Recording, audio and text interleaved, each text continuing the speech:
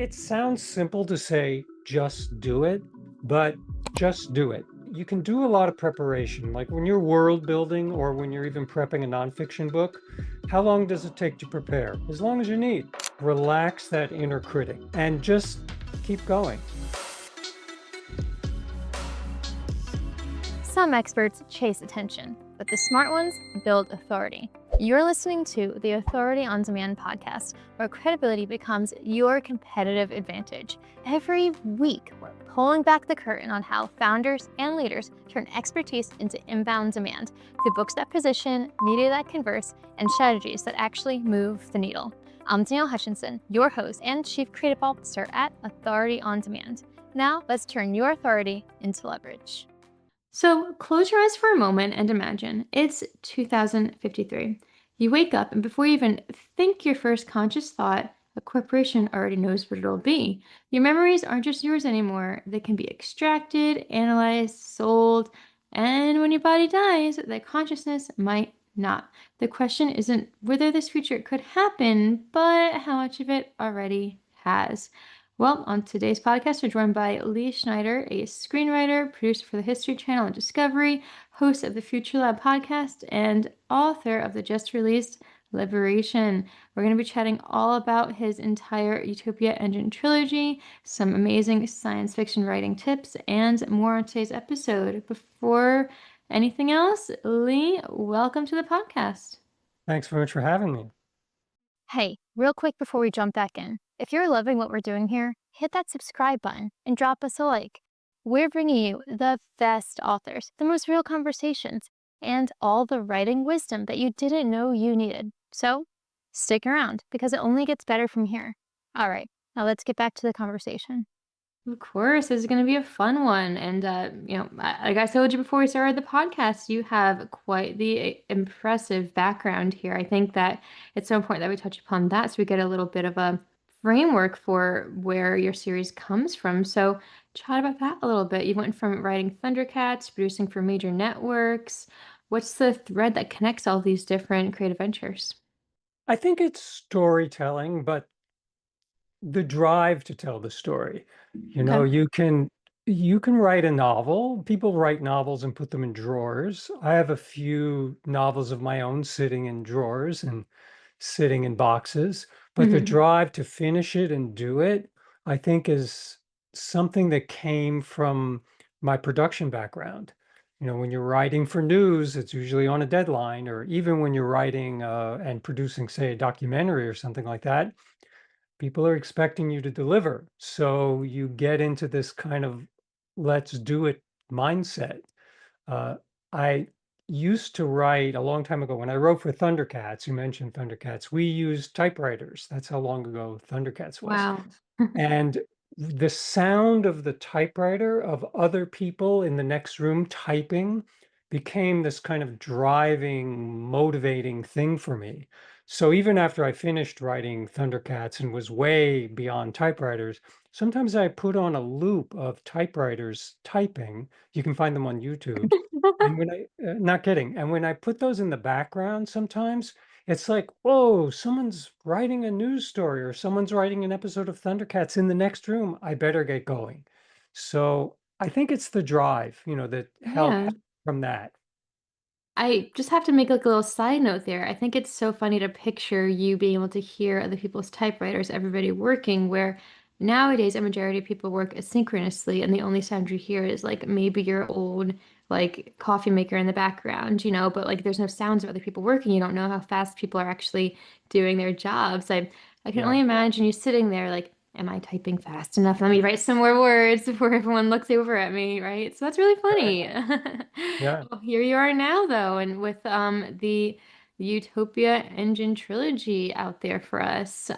So chat with us a little bit. Where did that idea come from? It's a very unique concept.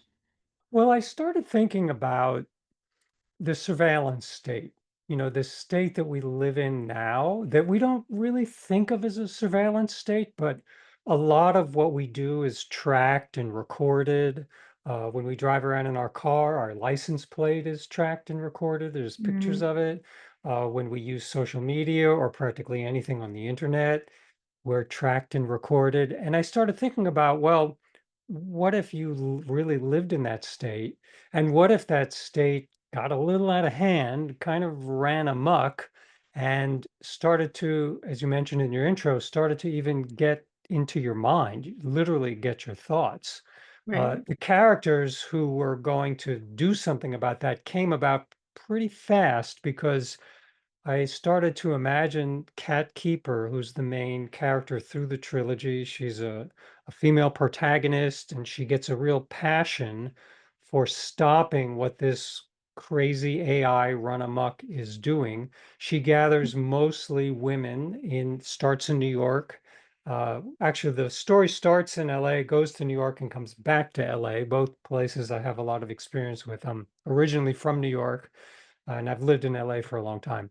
So kind of mapping that character's experience over what it's like today, right now, to have a corporation or an AI know a lot about what you're doing.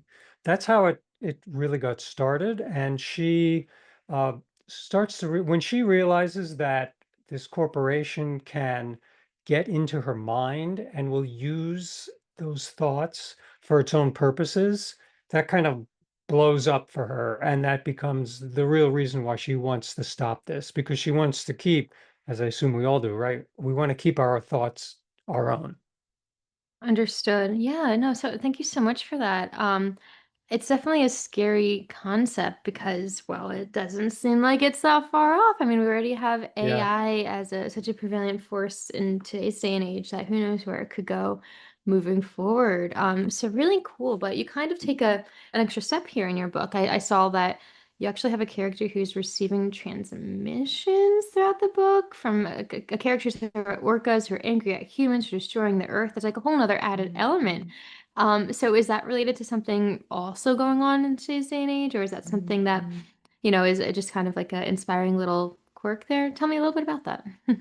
Well, that came about because I had an encounter with a whale.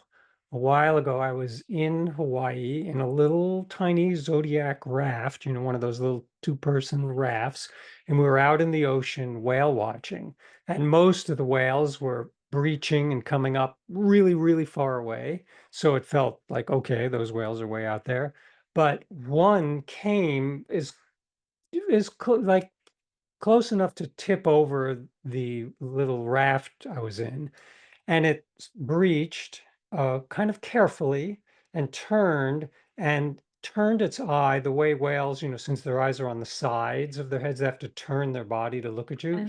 And it turned and it looked at me, and it's kind of took me in. And it was one of those moments of, this means something. I'm connecting with this, felt like some kind of ancient beast. And then it went under and was gone. But that little moment stuck with me because I realized that we humans haven't been the greatest partners in our planet. We kind of do what we want. We're the apex predator. We build stuff, we destroy stuff, we make cities, we pollute things. We do what we want. What would the rest of nature say to that if it could talk? That's kind of like the idea. So I thought, well, what if these whales, who are, by the way, whales are very smart. Some people think they're from they're outer space, they're aliens or something. But whales and octopuses and squid are super smart in ways that we can't really understand. Uh, the thing that kind of made it all click together is I read about some scientists who are using AI to train on whale song. There's been a lot of recorded that those kind of weird, eerie, squeaky sounds of whales. There was actually a record in the 1970s put out of those whale sounds, but there's now some scientists trying to train an AI on those whale sounds to decode the language. So that kind of broke it open for me. Like, what if nature could talk to us? What if the smartest beings around, maybe even smarter than we are, could tell us, hey, you're messing things up here for the other species on the planet. How about we fix this together? So that became the person, who had to receive that. Her name is Raven Vara. Mm. And Raven is kind of a super yoga celebrity teacher. She's kind of based on some yoga teachers that I knew when I studied yoga in classes. I still do yoga, but I do it by myself in our home. But Mm. I started thinking about this yoga teacher who would receive things, because when you meditate, this is going to sound a little weird to those who don't meditate, but when you meditate and when you do yoga, your mind kind of opens up a bit and you're open to things. You could hear things. You could walk in a forest and maybe listen for more than just birds. What if you could hear those trees talking to you? And I know that sounds a little strange, but what if you were receptive to that? I had all that kind of what if reasoning and thinking going on. So the nature part of things just it it ended as it becomes the climax, the big deal of the third book. These are three books written over 1,000 days. It's like 1,000 words. It's a pretty big chunk. And I had to think in sort of big, long arcs. Like the first book is pretty much city, takes place all in pretty much in New York, 100%. The second book, which is called Resist, takes place more in the woods and is about communities out in the woods. And the third book takes place in the water a lot. So I sort of have Okay. your, city, your A little bit of forest, your everything. water. Yeah. It's a nice balance. Sorry, I didn't mean to interrupt. I think it's really No, cool that you've developed the world so much like that between the different books. It must have required a lot of planning in the beginning. it does. I've become less a fan of planning than I was when I wrote these. Here's the reason. I used to write out just about everything that happened, kind of like a film treatment, what I would call a terrible film treatment. I would just write everything with no art to it, no anything. Just, cat does this and raven does that, and then there's a whale, and just kind of blocking it out. And then I would write a more detailed version, which became the books. But I Mm, found something strange happens where the characters begin to take over. They get a life of their own, like they're supposed to, right? mm, And they start dictating things. They start telling me what to write more than I'm telling them what to write. And I would write out this whole treatment and realize that, this treatment's kind of bogus. It's kind of false at a certain point, about halfway through the book, because the character hasn't felt those things. So, in order to get the character to feel those things, you have to write it or you have to imagine it. And I became less, there's the term a pantser and a planner. I'm kind of a hybrid now, kind of a seat of the pants, where I like to think just a few scenes ahead and write those out as they come to me and kind of let it flow, which sounds a little weird. It's weird to me too, like there are mhm. times I sit down to work in the morning and say, I have no idea what I'm doing here. I have no idea what I'm going to write. But then something comes, and I just hang around long enough and it comes. So planning, yes, a lot of research. I read a lot of scientific papers. I talk to people who have experience with the natural world. I had to write about kayaking in the third book. I know a bit about kayaking, but I had to talk to a person who was a real kayaker to get some real lowdown there. Mhm. And I do a lot of research, which kind of just ferments in there. I often don't like, oh, I got to look that up. I kind of remember it. But I have some very good research tools and ways of finding things on my computer and in my notes. So, yes, a lot of notes and a lot of prep. But then, kind of, once I get that straightened out, a lot of freedom at the same time. It's a balance. Right, right. Well, thank you for walking us through that outlining process. And I think that's really great that you offered us that tip of, write everything out very simply first. What does every character do? So on and so forth. Because then once you have that groundwork, well, that's when you can start to embellish and add thoughts and feelings and, really add those details. But of course, you have to have that foundation first, just writing it out. I think people have a lot of different outlining methods. Some people just do bullet points, others write it out in paragraph form, like it sounds like you have. Other people just kind of dive right in, but at the end of the day, it's best to what matters most is what is best for you. So cool that that works for you then, especially with a complex series like this, you kind of had to have that comprehensive outline, Yeah. of course. Yeah, you um, can't wing it too much. mhm. When I did wing it, I have some outtakes. I have some significant chunks of narrative that I looked at later and said, that character doesn't fit. It's much easier instead of nipping away at little things that don't work. It's much easier to go, this whole storyline out or this whole character, let's get rid of them. And I had to do that a couple of times. Right, exactly. Yeah, well, hey, that's what it's all about, some trial and error and, trying one thing, does it work? Maybe not. Let's find a new method. And Mhm. here you are now with a 3-book series. Really amazing stuff. So does this Thank you. differ at all from screenwriting? I mean, you've had so much experience with that, and then you shifted to writing novels. So was that a challenge for you, or do you think it complements each other? Super challenge. Big, big challenge at first. The thing that's similar is scenes.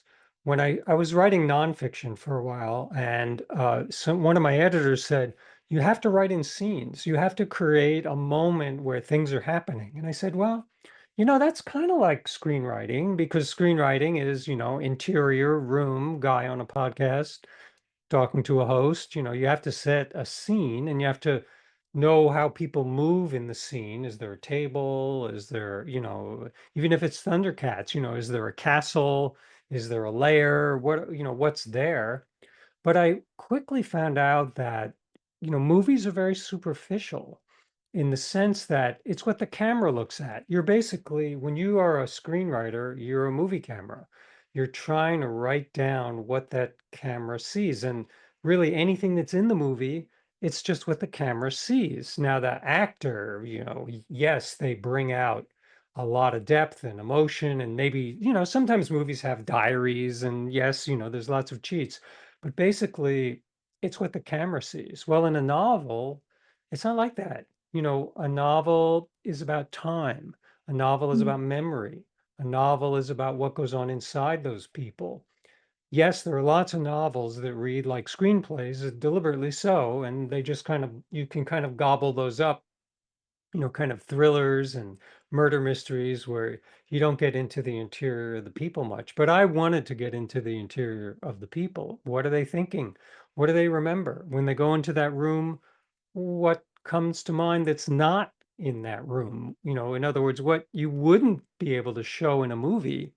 In a movie, I got used to the idea of someone would have to like pick up some object that reminded them of the past, and then the camera could zoom in on that. But you could do that in a novel. So it was really that kind of memory dimension and time dimension that kind of blew me away at first. The first drafts of the first book, Surrender, were pretty rough like that. Like my early readers were like, you got to take another run at this because it's just reads like a movie script. And of course they were right. So now I've learned, I approach it very differently from the interior of the character, but the funny thing is, you still have to think about what we call blocking in a stage play.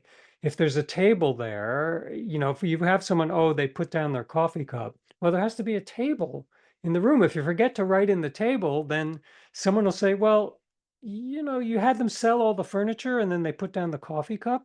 Something's wrong, and that would happen to me. So it's a kind of a hybrid of both skills. It did teach me, though, dialogue. Writing movies, writing Mm. cartoons, you got to write the way people speak. And I have learned how to write dialogue for sure. Right, right, and I like what you mentioned about the table being in the room. When I'm an editor and a ghostwriter as well, and especially when I'm working on nonfiction books, romance in particular, there's always at least a couple elements that we never like mentioned earlier on in the Hmm. book. So why would that be a factor now? For example, if the main character likes a certain type of animal, well, it can't just come into play halfway through when she, encounters it. You got to plant the seeds earlier on. So by just establishing, hey, there's a table in this room, keep that in mind for later Right. on when, makes sense. I Right. like those tips. It's really insightful for our audience. But to transition into the content of liberation a little bit more, this is the last book in the trilogy, isn't it? Yeah. Okay, awesome. So would you say that this, for audience members, should we be reading the first two and then liberation to wrap it all up? Is there certain, is it, the order does matter, correct?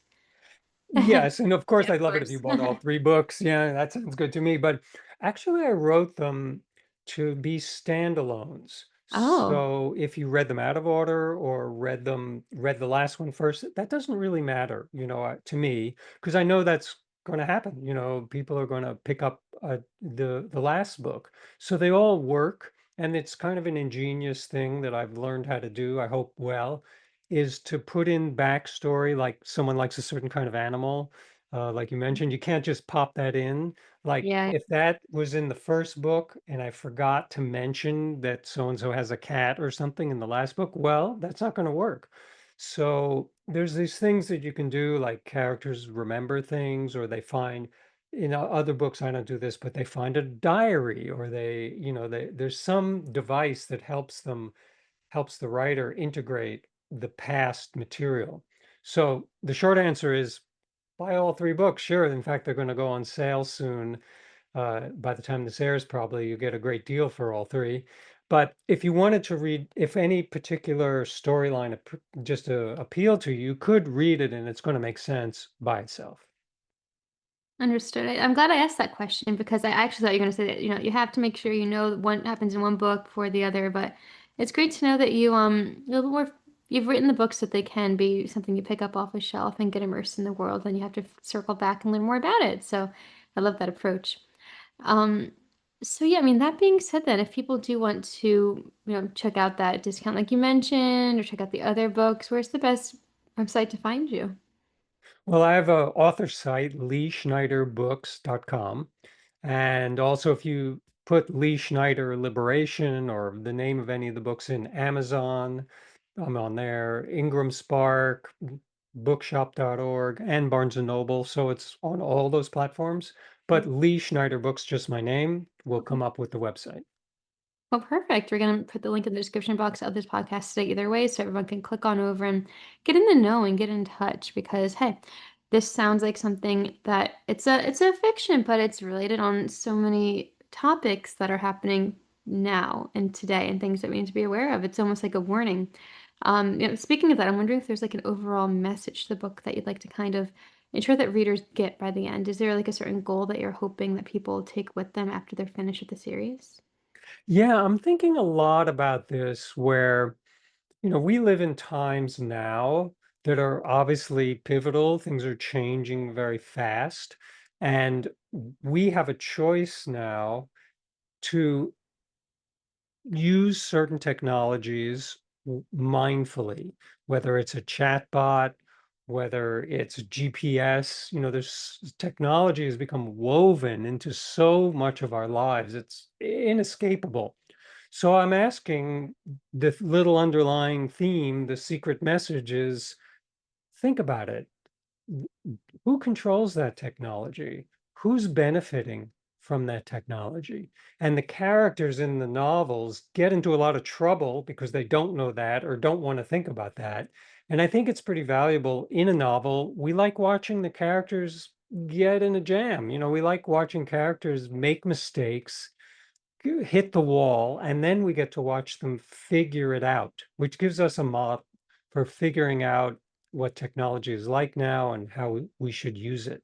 So that's what I'm going for in all three books.